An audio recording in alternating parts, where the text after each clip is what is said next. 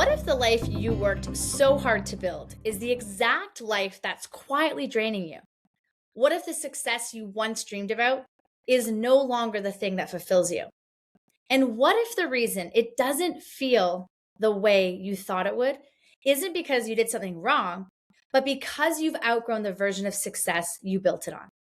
Welcome back to your Dream Coach podcast. Today's episode is one that I think more high performers need to hear, but not enough people are talking about, because I have seen it over and over again with clients, with business owners, with leaders. And if I'm being honest, I've even experienced it myself. You build the business, you hit the goals, you create the income, you check the boxes, and then one day you sit there and think, why doesn't this feel the way I thought it would? And that question's not failure. That question is a turning point. And so today I want to walk you through what I've found, why this happens, what it actually means about your leadership, and how you shift into a version of success that actually feels as good as it looks. So let's jump into today's episode.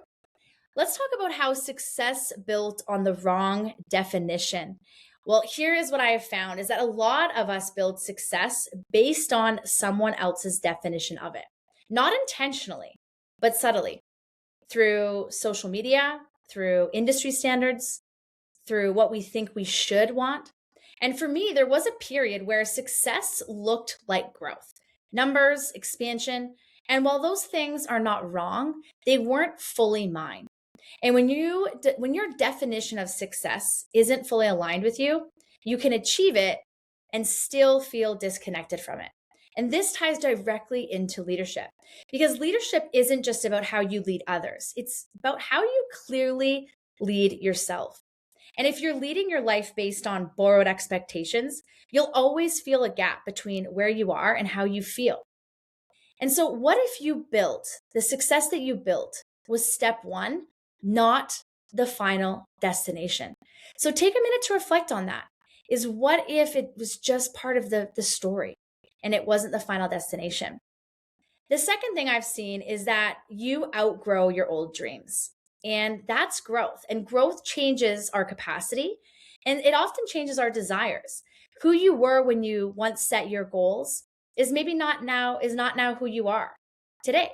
And that's a good thing. But a lot of people don't update their vision as they evolve. So they end up living inside a life that once fit them, but no longer reflects who they've become.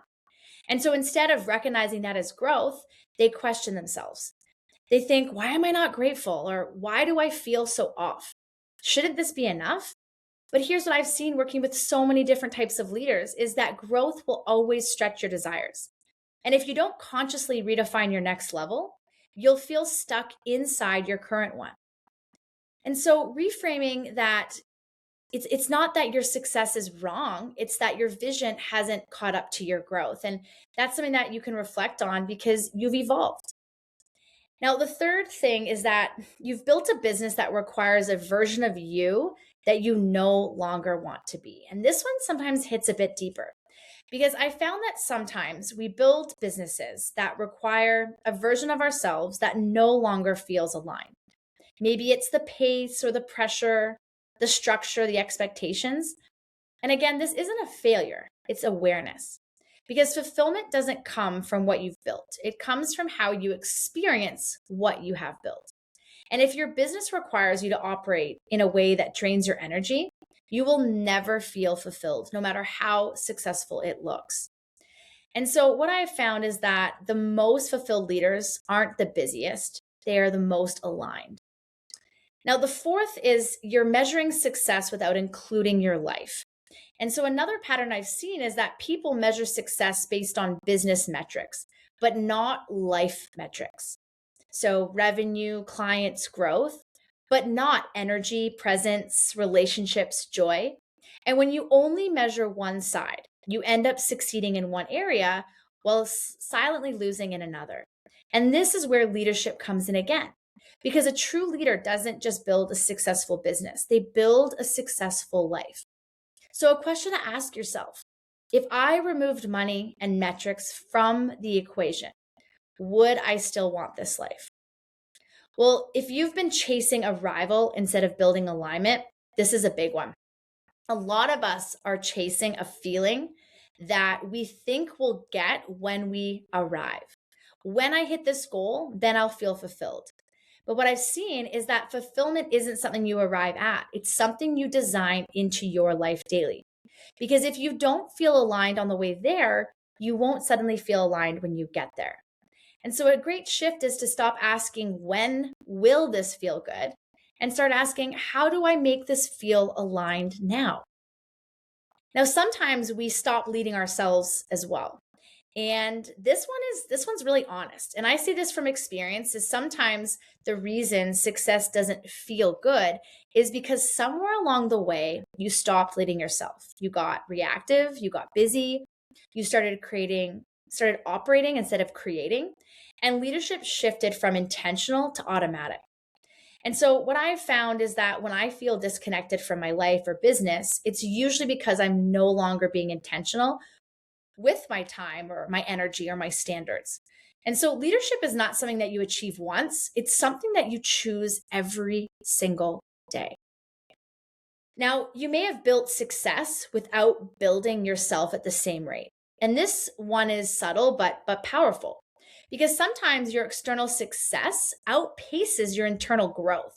And when this happens, you feel misaligned inside your own life, and that's where imposter syndrome can show up, burnout shows up, disconnection shows up. And so your business will always expand to the level of your identity. And if your identity hasn't caught up, it won't feel like yours. So what do we do next? If you're sitting there thinking, okay, this is me, here's what I found actually helps shift this. Number one is redefine your version of success.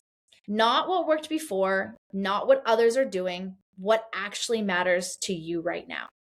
Number two is to rebuild your life with your business, not after it. So how do we do that? Well, getting clear on the version of success and getting clear on what could and what does life look like with the business being a part of it, not the whole business. The third piece is doing an audit to align your goals and actions weekly.